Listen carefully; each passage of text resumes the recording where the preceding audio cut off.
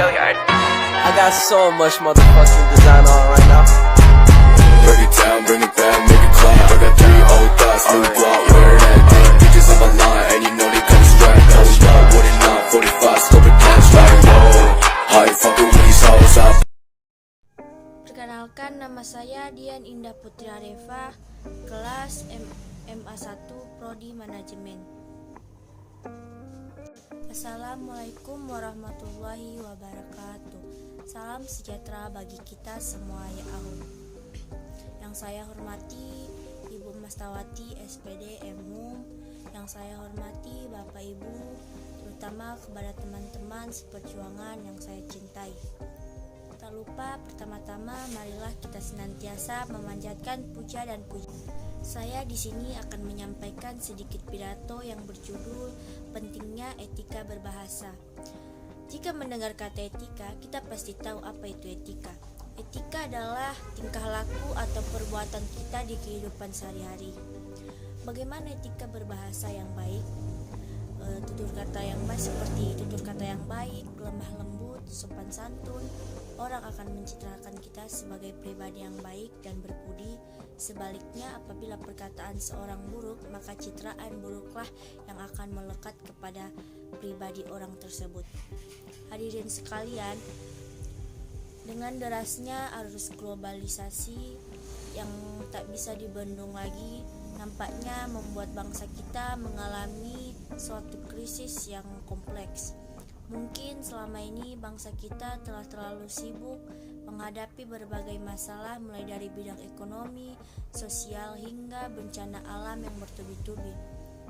Sehingga akhirnya membuat kita terlena dan melupakan salah satu masalah yang sangat vital, yaitu mengenai turunnya moral dan etika bangsa kita.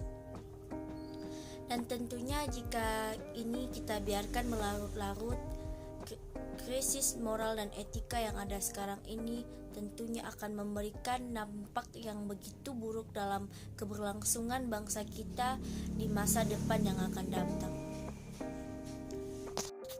Nampaknya kemudahan akses setiap bangsa masuk ke bangsa lainnya membuat perubahan yang cukup signifikan dalam perubahan bentuk perilaku dan gaya hidup.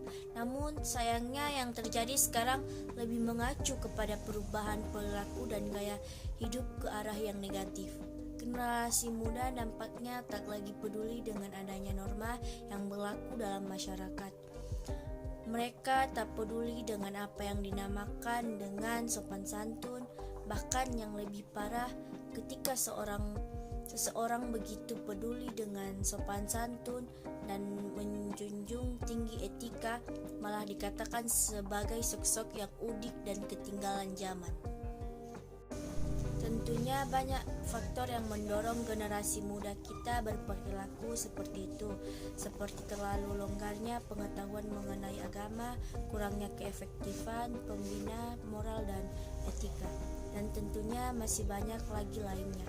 Melihat beberapa problematika yang muncul tersebut, semakin lama semakin tak terbendung.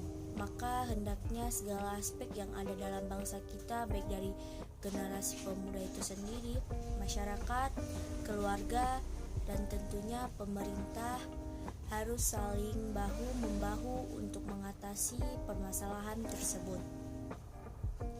Dan tentunya pembinaan mengenai pentingnya moral dan juga etika harus segera dilakukan semenjak dini dan dimulai dari lingkungan yang paling kecil, yaitu keluarga, sehingga diharapkan kerjasama yang baik antara seluruh lapisan masyarakat tersebut benar-benar mampu mencetak generasi muda yang lebih baik, yang menjunjung tinggi moral dan etika. Yang bagaimana bahasa merupakan perkataan-perkataan yang digunakan sebagai alat komunikasi untuk melahirkan perasaan dan pikiran. Sebagaimana alat komunikasi, bahasa tentunya mempunyai aturan-aturan tertentu yang disesuaikan dengan situasi dan komunikasi menggunakannya. Peribahasa mengatakan bahasa menunjukkan bangsa. Hal ini secara tidak langsung mengatakan bahwa perilaku bahasa seseorang dapat dijadikan tolak ukur keberadaban suatu bangsa. Tidak salah jika pepatah mengatakan bahasa adalah cerminan pribadi seseorang, karena melalui tutur kata kita dapat menilai pribadi seseorang. Tutur kata yang baik, lemah, lembut, sopan, santun, orang akan mencitrakan kita sebagai pribadi yang baik dan berbudi. Sebaliknya, apabila perkataan seseorang buruk, maka citraan buruklah yang melekat kepada pribadi orang tersebut. Kenapa demikian? Karena bahasa juga dapat menjadi alat kekerasan verbal yang terwujud dalam tutur kata seperti memaki, menfitnah, menghasut, menghina, dan lain sebagainya. Hal itu akan berdampak negatif terhadap perilaku seseorang seperti permusuhan, perkelahian, aksi anarkisme, provokasi, dan sebagainya. Ketika berbahasa di kehidupan kita supaya kita tidak masuk dalam kesalahan yang besar. Beretika dalam berkomunikasi juga penting untuk menyelipkan humor di dalamnya, karena dalam berkomunikasi pasti ada rasa bosan. Dengan menyelipkan humor dapat menjadi bumbu hiburan untuk menyampaikan informasi kepada lawan bicara. Begitupun dengan ungkapan mulutmu harimaumu. Segala perkataan yang terlanjur kita keluarkan apabila tidak dipikirkan dahulu akan dapat merugikan diri sendiri. Apalagi kata-kata itu berisi kebohongan yang dapat menimbulkan fitnah. Peribahasa mengatakan fitnah lebih kejam dari pembunuhan. Begitulah dahsyatnya kata-kata yang diucapkan sehingga lebih buruk dari menghilangkan nyawa sekalipun. Berapa banyak persaudaraan yang terputus karena tikaman lidah dan gigitan harimau.